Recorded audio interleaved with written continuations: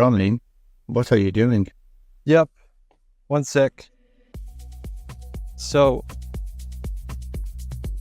that's the thing. If I don't film it, then no one will believe what happened. You got your microphone? Okay. So can you just tell me, right off the bat, what happened again?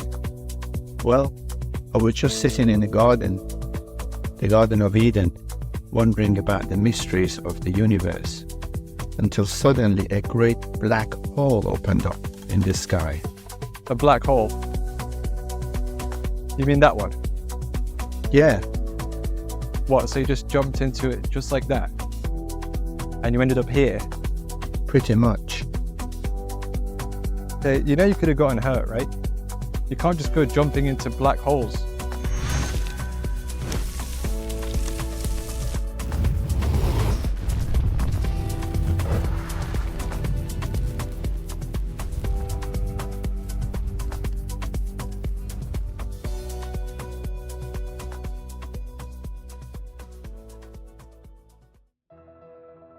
You could have really hurt yourself. You know how long it took me to write you, to meticulously create your character?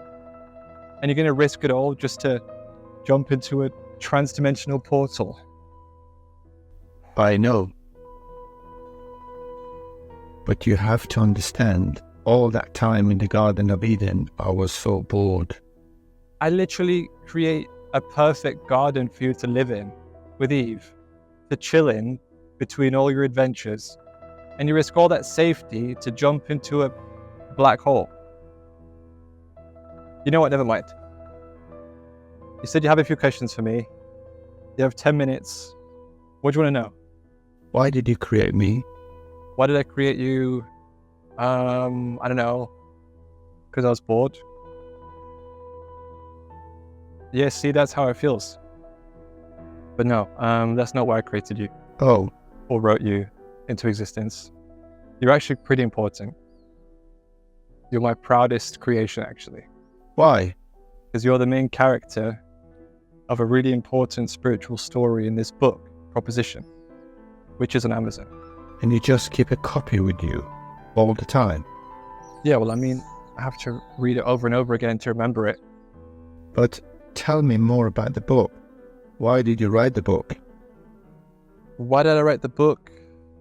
It's a good question, actually. Well, I always felt like there's just so much information out there about religion, philosophy, spirituality. So much that I thought there's just no point in even hoping that I'll find some sort of meaningful conclusion. Okay.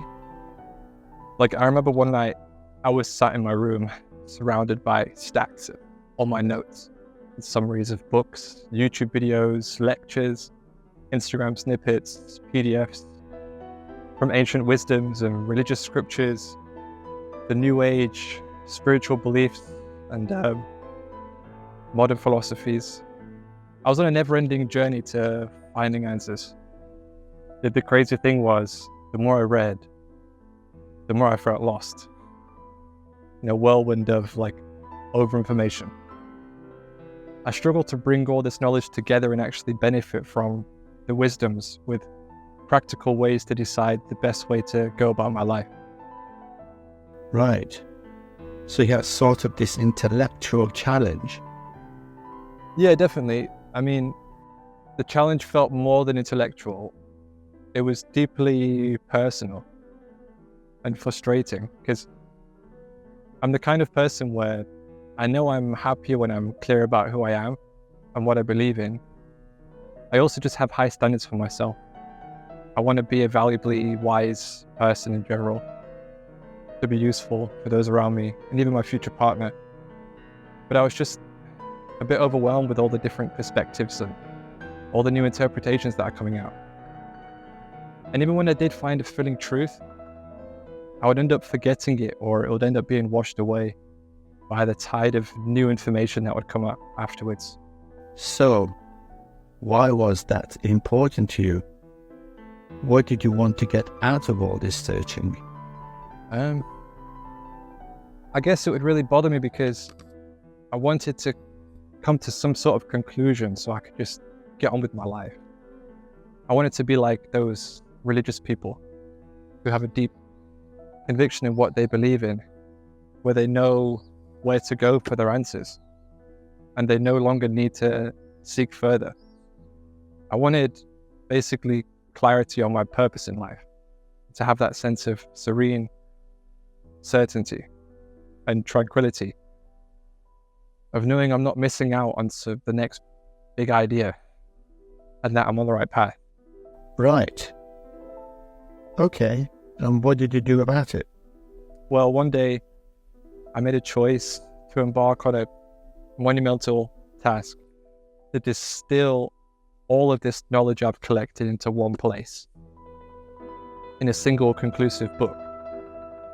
This book would not be just a collection of wisdom, but a synthesis of various traditions, ancient and modern, religious and scientific, melded into a coherent narrative that was just at the heart of all these topics, old and new.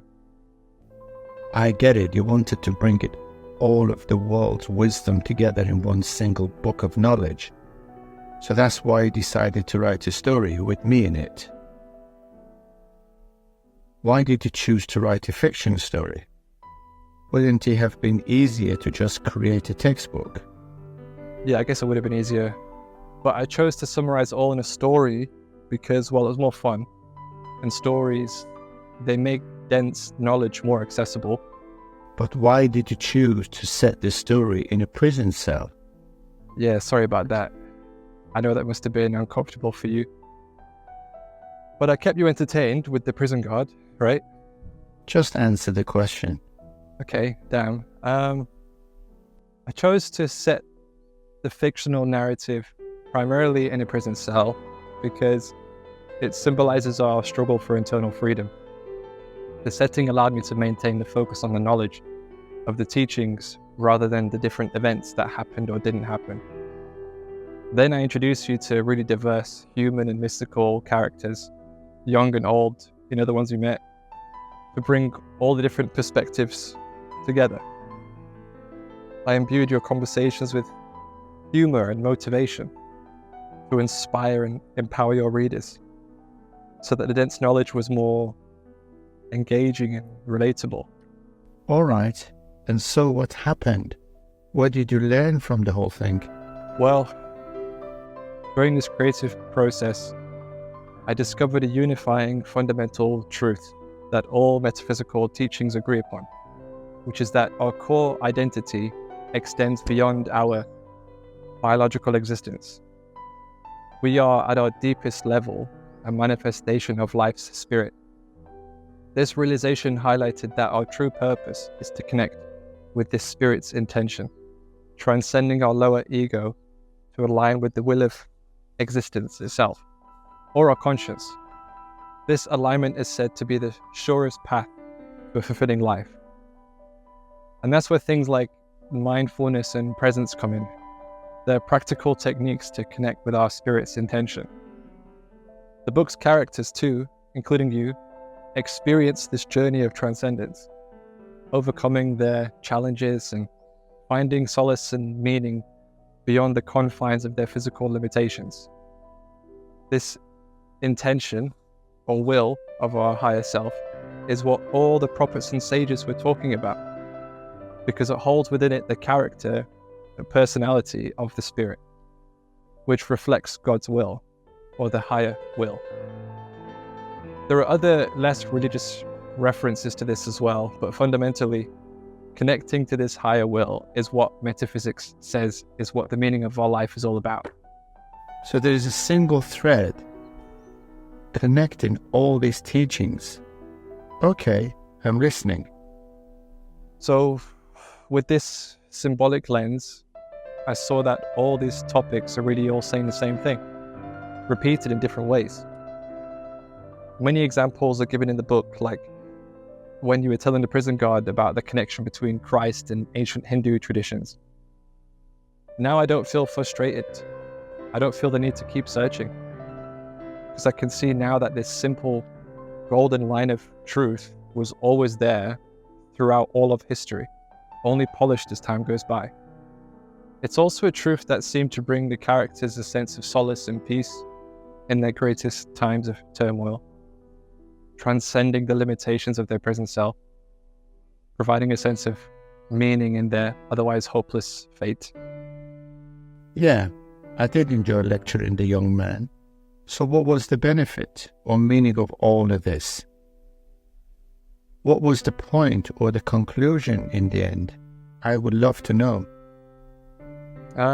Well, basically the reason I shared all that and the moral of the story that you were in really comes down to one teaching, which is, are you listening? Yeah. The main teaching is that understanding knowledge with the lens of esoteric symbolism is the most effective way to find a conclusive answer to the meaning of all knowledge about life. Is that it? Yeah, that's it. All of these ancient and modern wisdoms that took me years of reading and writing to understand and consolidate have been made all available in one place, in the book, in your book, The Proposition. The proposition? Oh, as in the proposition that the Secret Service had the cheek to offer me to work for them. I remember. Very clever. I like it. Thanks.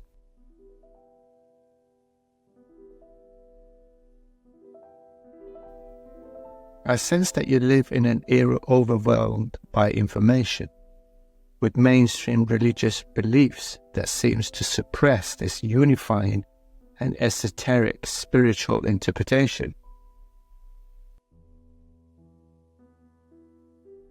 Yeah, I mean, there's never been a more important time to have a book like this.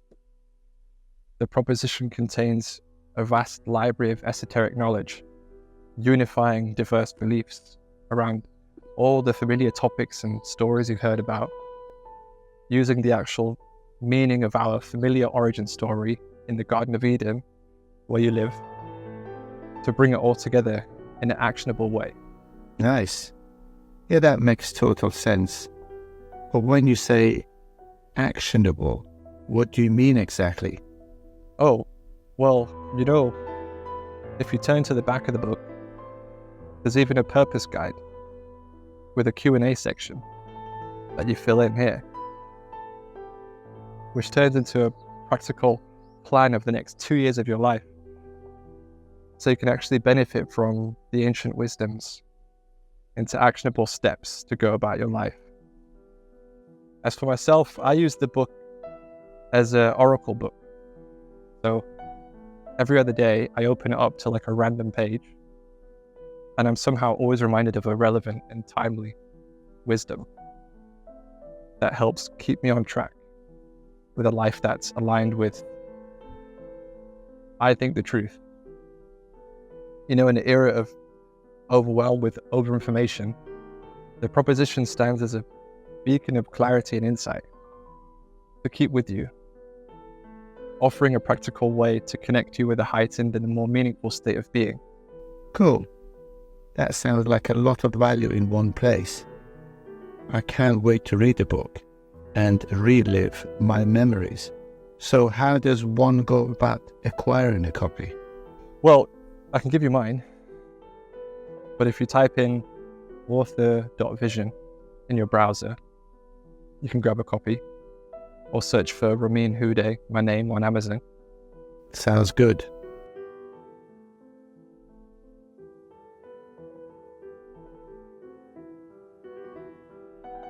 So, what was Eve like? Oh, literally perfect. I couldn't ask for a better wife. Nice.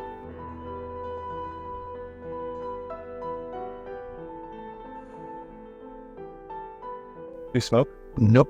No? Okay. You stop.